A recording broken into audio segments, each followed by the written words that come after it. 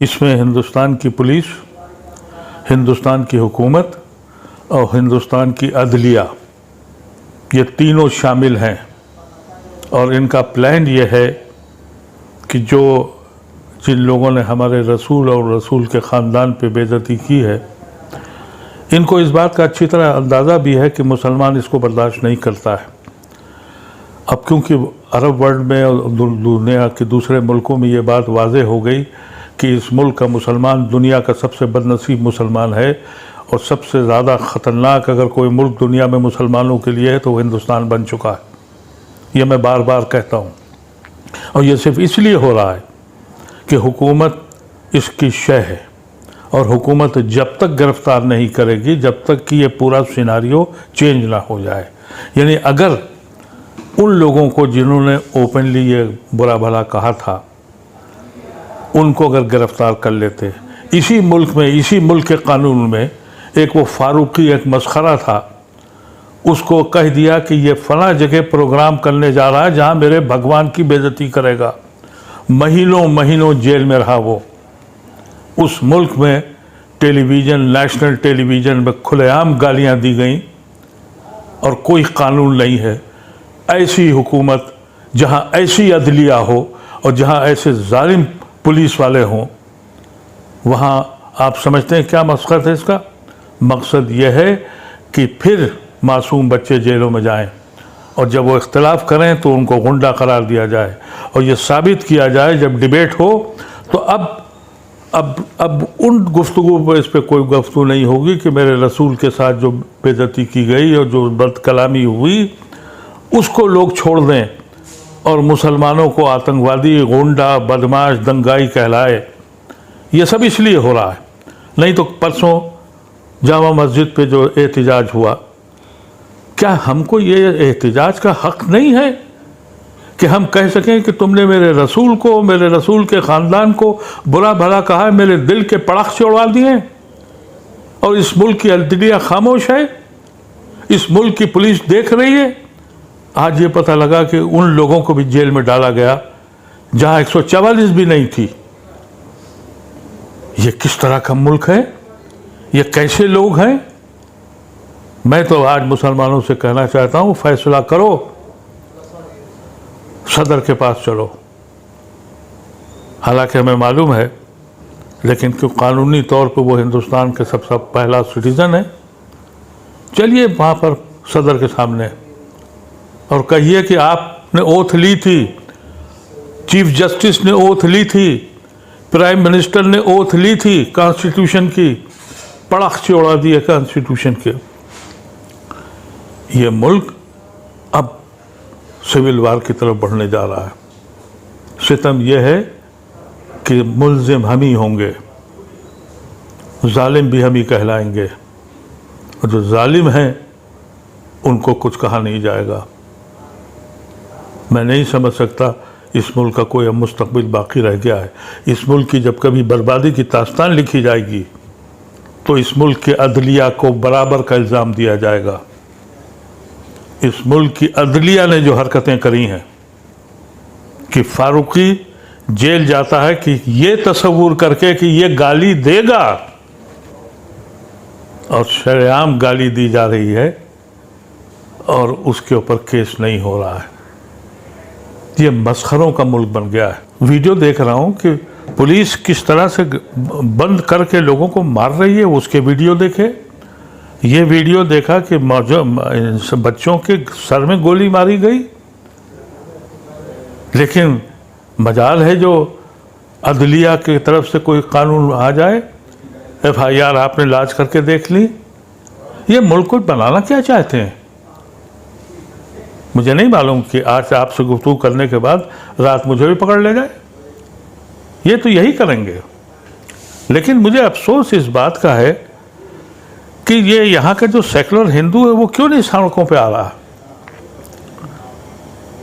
मैं तो अपील करता हूँ आपके ज़रिए कि इस मुल्क का सेकुलर मुल्क के जो सेकुलर हिंदू हैं वो अगर मेरे लिए नहीं आना चाहते तो कम से कम अपने मुल्क को तो बचाने के लिए आ जाएं, अपने मुल्क के आइन को बचाने के लिए आ जाएं।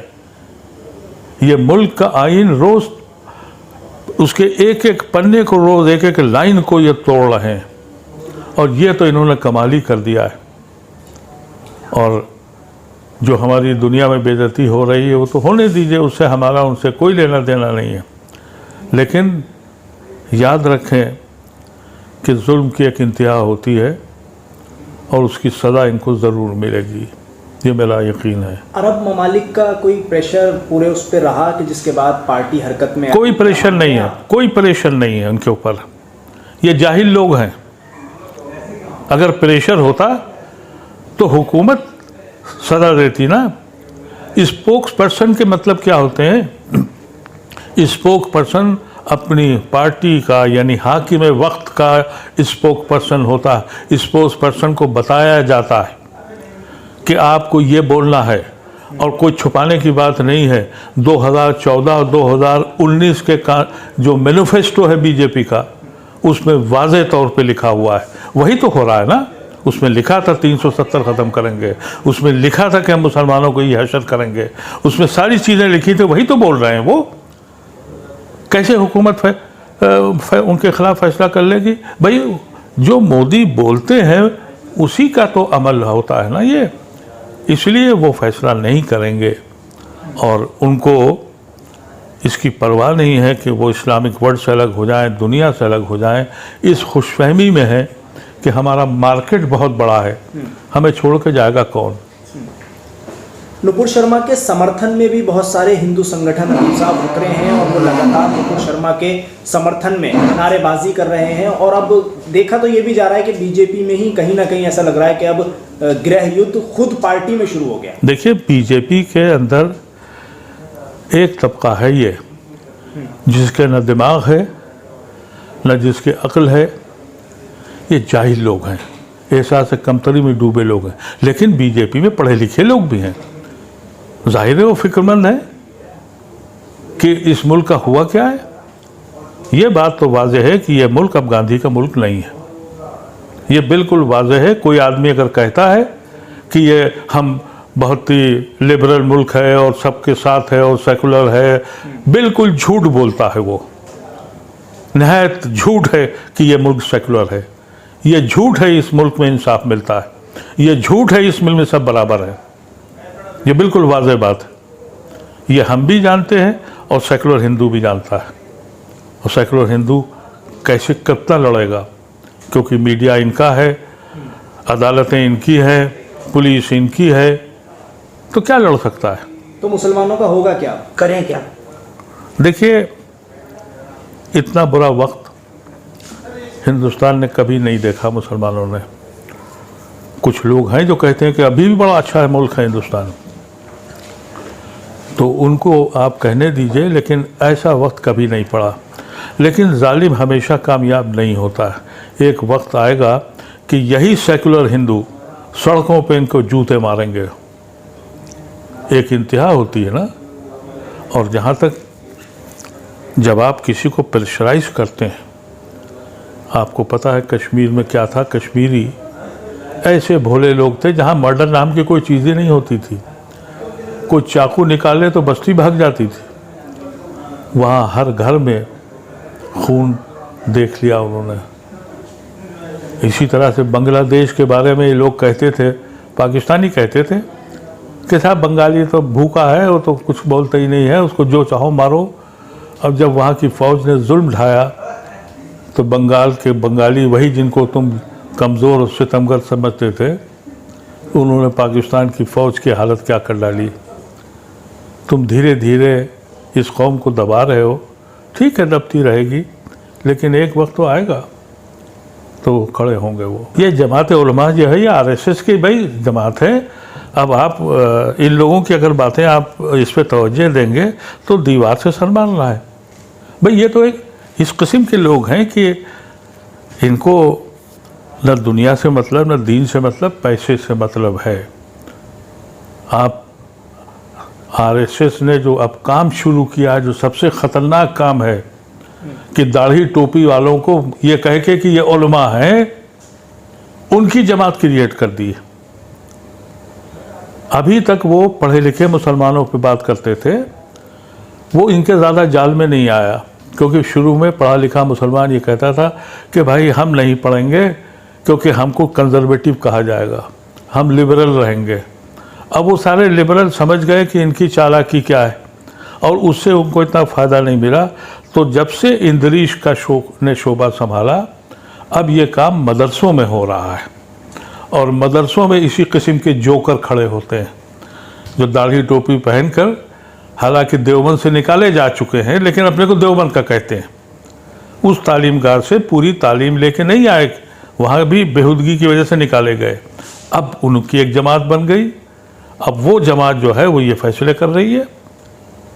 तो माफ़ी के मसला आपका जो है, सवाल ये है कि आप किसी मुसलमान के दिल से उसके पैगंबर की मोहब्बत छीन सकते हैं? अरे ये तो दुनिया की वाहिद कौम है जो अपने पैगंबर और अपने पैगंबर की औलादों को अपने दिल और जान से, ये वो कौम है जो शहादत ढूंढती है, ये वो कौम है जिसने करबला देखी है। ये क्या समझ रहे हैं इसको? सवाल सिर्फ यह है, हमको सबक सिखा रहे हो कि माफ़ कर दें? तो ये इन लोगों की गुफ्तगू पर कोई वक्त देना बेकार है और ना इनकी क्या होना चाहिए, कानून क्या करे? क्योंकि वो तो ये भी कह रहे हैं कि जो लोग वहाँ मारे गए मुसलमान, जिन लड़कों को गोलियां लगी, उनके जिम्मेदार मुसलमान खुद ही हैं, उनके जिम्मेदार भी वो खुद ही हैं, और जिन लोगों ने उन्हें उकसाकर सड़क पर उतारा वो जिम्मेदार हैं, और उनको शहीद नहीं कह सकते आप। ये भी आज ही कॉन्स्टिट्यूशन क्लब में उस प्रेस कॉन्फ्रेंस में कहा उन्होंने।